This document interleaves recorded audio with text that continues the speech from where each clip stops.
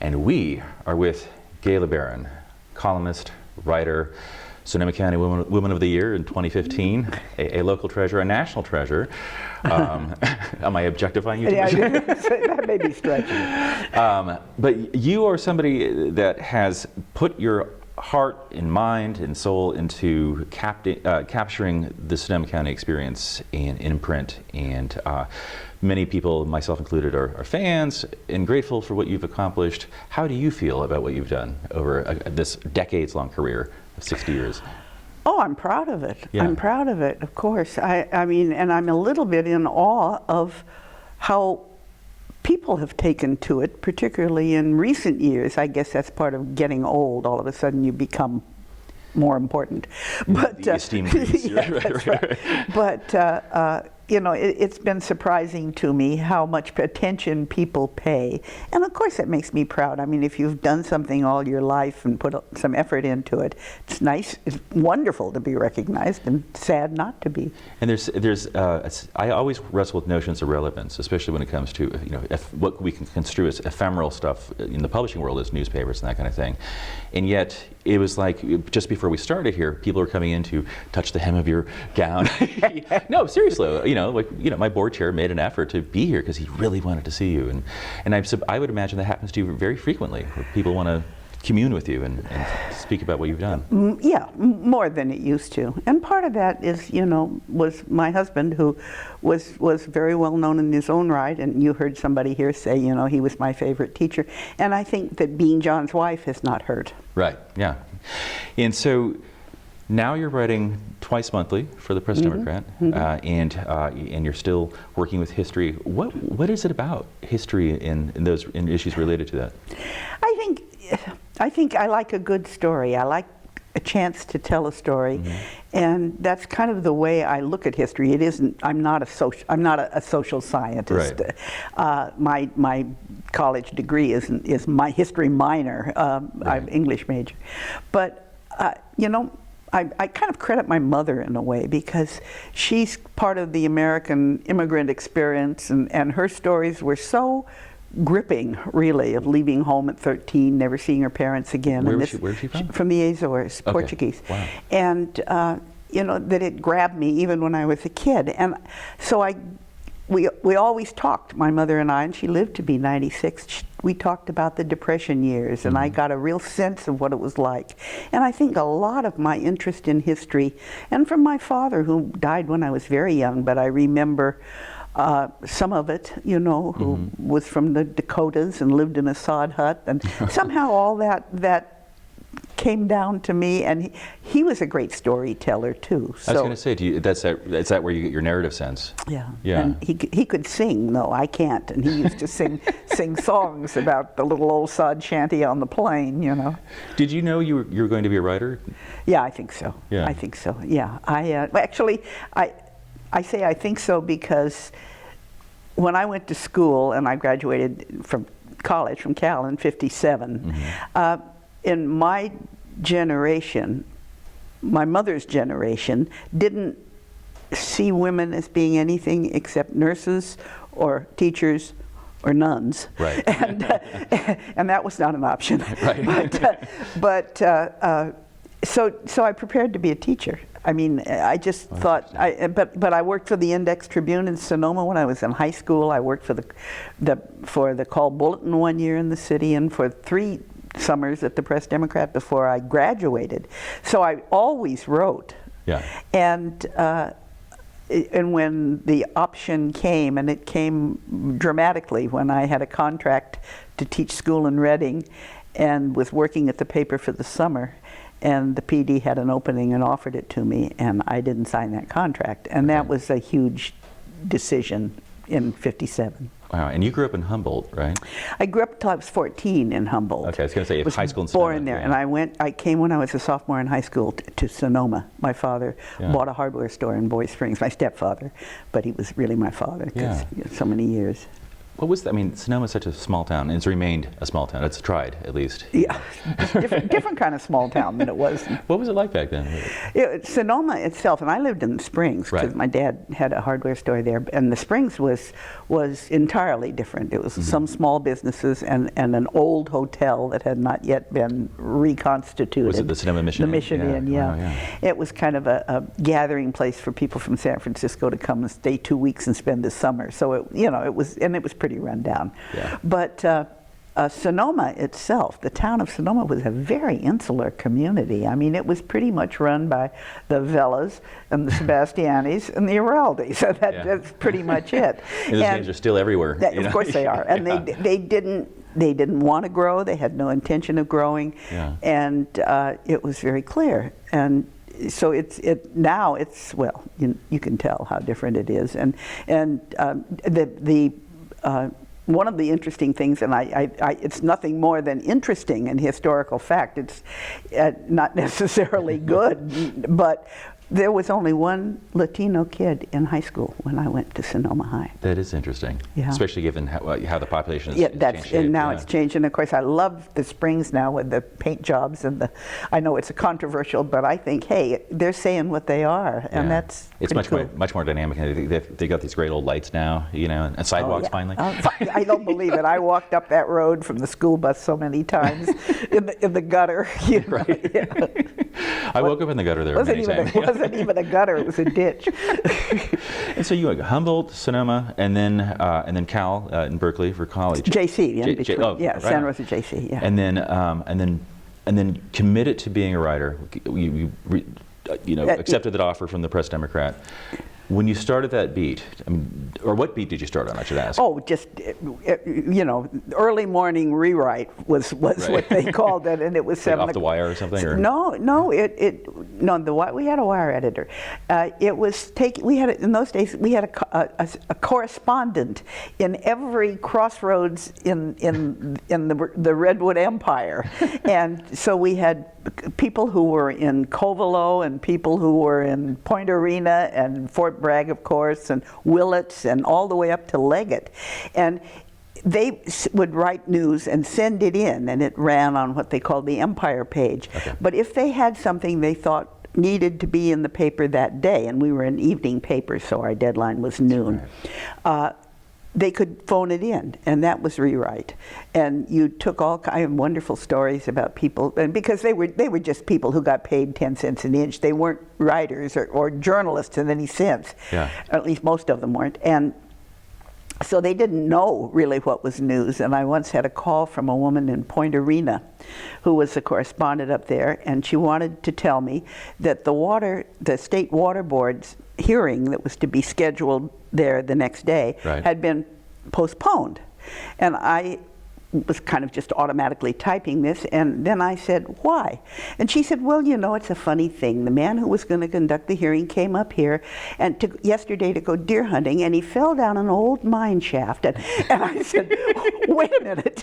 And I yelled at the editor, we've got something. That's a story. But if I hadn't asked, she wouldn't have told me.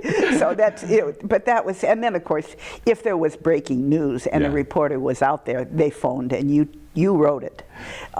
Took it, asked questions, and you'd write it as they talked. So that was very, very good training. There's nothing like rewrite. We don't have that anymore, of course. We're with Gaye Lebaron. We'll be right back.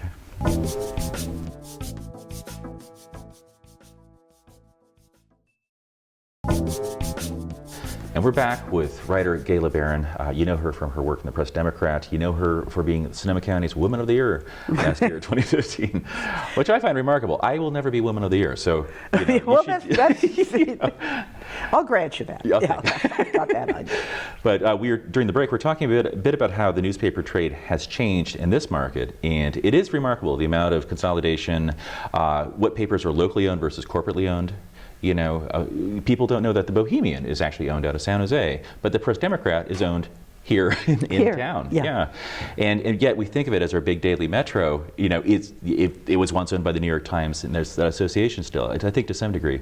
How's that changed in terms of like expressing local ownership and Well, I think, you know, there's a lot of, depends on what generation we're talking to. If you're talking to somebody who's my generation or at, you know, the end of the boomers, and I mean the beginning of the boomers and up, the 25 years that the New York Times owned us was kind of an aberration. They still think of the newspaper as being a family-owned 100, you know, for all 90 years, the same family owning a hometown newspaper, but then there's a whole generation that thinks it's always been part of the New York Times. Right. And now, of course, it's back to being home-owned. If you look at our advisory board, they're all local people. Some of them are retired Silicon Valley people who live in Sonoma Valley, which is another way Sonoma's changed.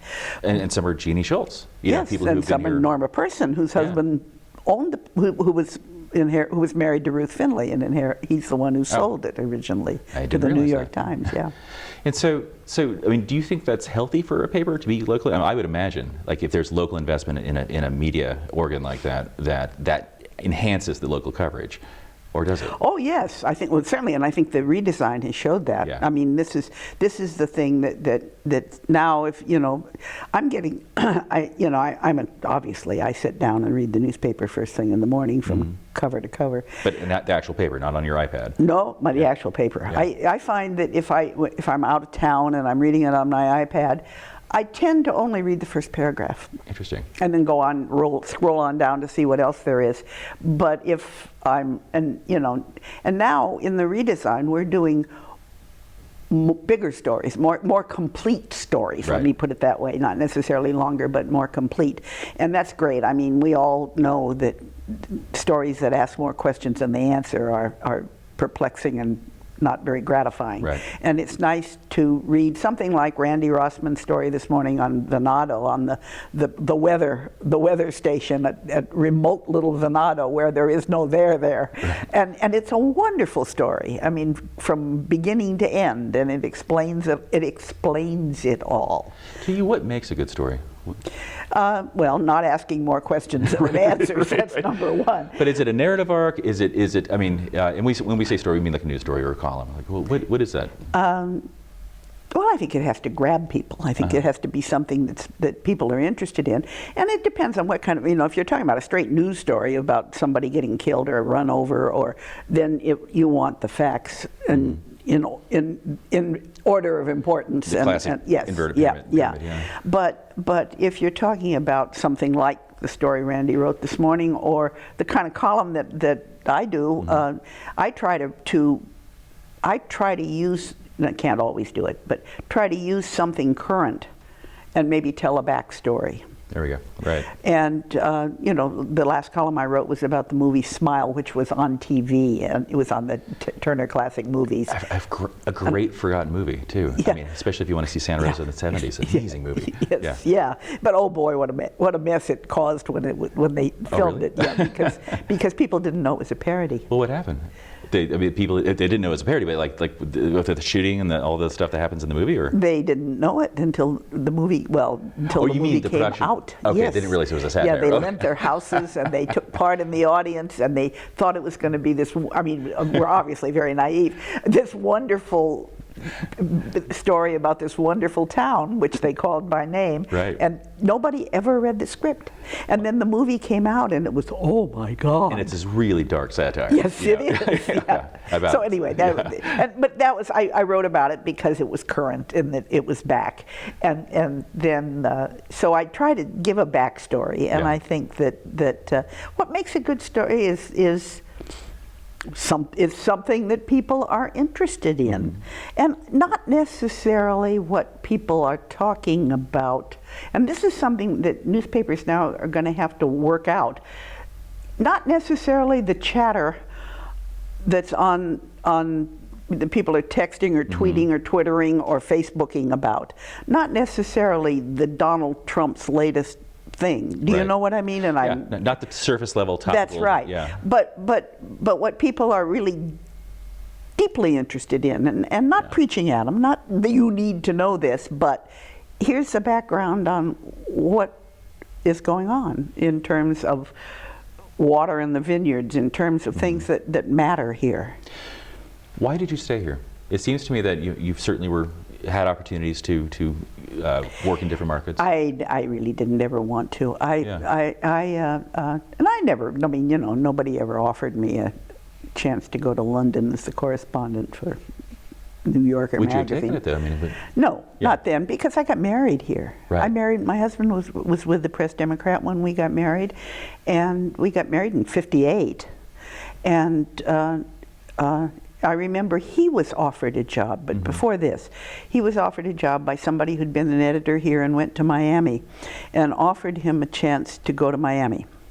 And he was fourth generation Sonoma County, and he thought about it a lot because he was a good photographer. And he said, you know, and he turned it down, and he said, you work 8 hours a day and you live 16, and I don't want to live in Miami for 16 hours a day. And, you know, even if it's a bigger market, and I guess that would have governed me too had anybody asked. I mean, I'm strictly a hometown. I really admire that, and it took me myself 20 years to get back here and realize this is where I belong. And a lot of it has to do, I think the climate these days for people in this racket is you're peripatetic. You have to follow the gig and go where you can. My daughter says I'm a dinosaur. She said nobody in the world works for the same company or does the same thing for 60 years. They'd think there was something wrong with you after 15, you Right, know, or right. 10. Yeah. Yeah, I mean, it seems like You got to keep moving. Yeah, the life cycle these days is 5 years, maybe tops, Yeah. and you move to another thing. So, well, we'll come back to that in a second. We're with Gaye Lebaron, our local treasure, writer, columnist from 60 years of the PD and forward. So we'll be right back.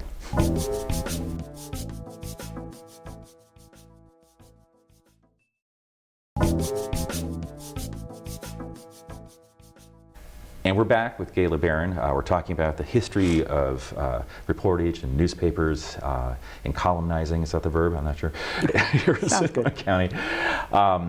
You know, during our break, we were talking about the idea that nostalgia, in some ways, or has nostalgia in some ways, caged the growth of this area into a more cosmopolitan concept. Yes, I think so. And I haven't thought about it, but I would suggest, just off the top of my head, that part of the reason is because we do have an older population, and they do remember, and they don't like change. Some of them. That's interesting. That's part of it. It's not a town where the whole population is turning over with a new wave of people coming in, as San Francisco is now, Right. and as San Francisco did in the '60s. And you know, there's books written about what happened in San Francisco in the '60s. Huge social revolution. Yeah, but through the numbers. Season of the Witch comes to Right. mind. Right. But here we stayed.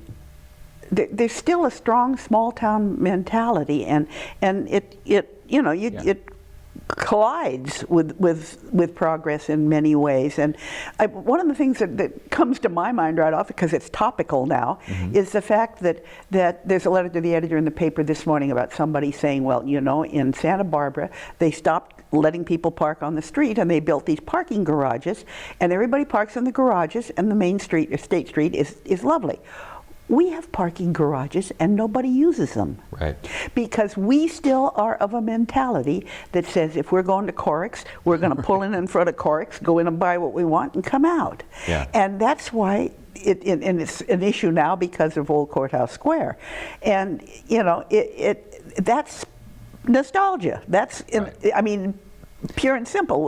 The parking garages, if they're not conducive to parking, we should be made conducive to parking. I mean, we go to San Francisco to go to a show or something, or to go shopping, or who goes to San Francisco to go shopping anymore? But Right. but you go to a play, for example, and you park 4 blocks, 5 blocks away, and happily walk to the street and feel like you're really lucky to have gotten a parking place. That's right. And you see a lot of culture and a lot of possibilities along the way. That's right. You know. But here, everybody wants to be right on top of where they are, and if they can't, then they'll go to the village, or they'll go to Coddingtown, or they'll go into the mall. Although Yeah.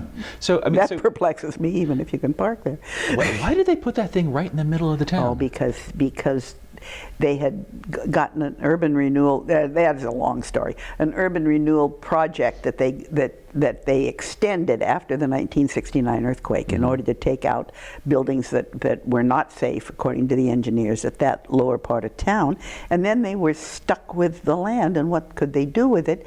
And they made a deal with a mall company, and it was held up for 10 years.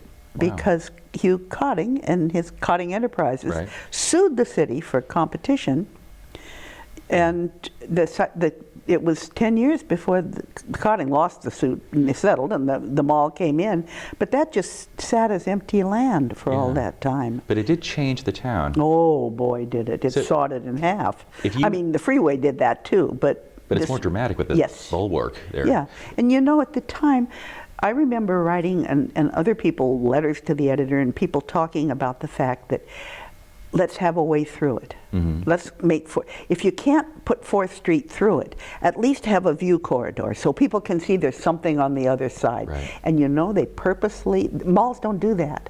Malls don't want you to know if you're in there that there's anything outside, so they purposely set off what was Mervyn's so that you can't see through. You can't even see through. They literally sawed the town in half.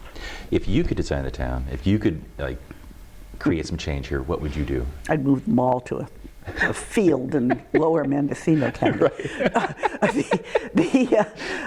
I would,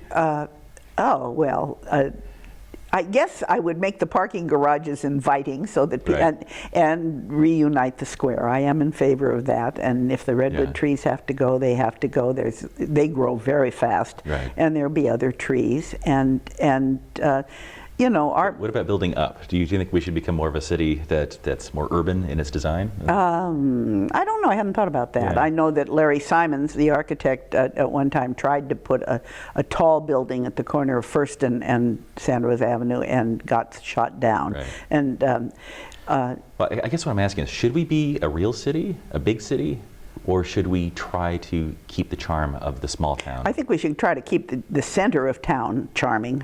Good idea. Yeah, because you see too many towns driving up and down the state and everybody blames Walmart for building on the outskirts, but it isn't just that. It's just that the whole decentralization of communities like Santa Maria and places like that, and even Fresno. I mean, they tried to build a mall and it didn't work, and it's, you know, I mean, there's no there.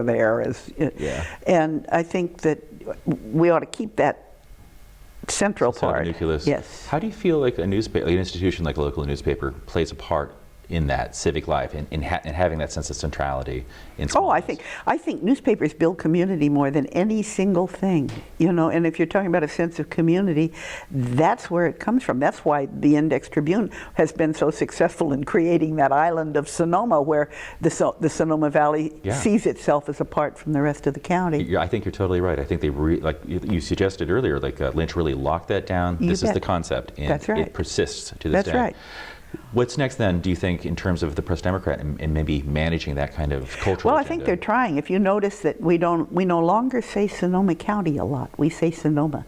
And Sonoma, Sonoma meant Sonoma City, as it was once called, or Sonoma Valley, and now Sonoma means the whole. So, I mean, I think there's a concerted effort. I don't know whether it's Darius or who, but that's the idea. Sonoma Magazine, we used to have a Santa Rosa magazine and a Sonoma Valley magazine. Now we have one Sonoma magazine.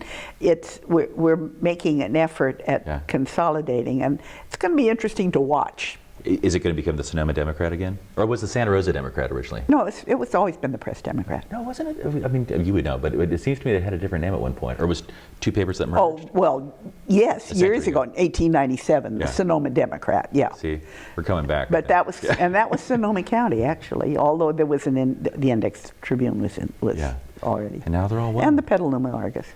That's right, the Argus Courier. 1855, I think. Yeah, amazing.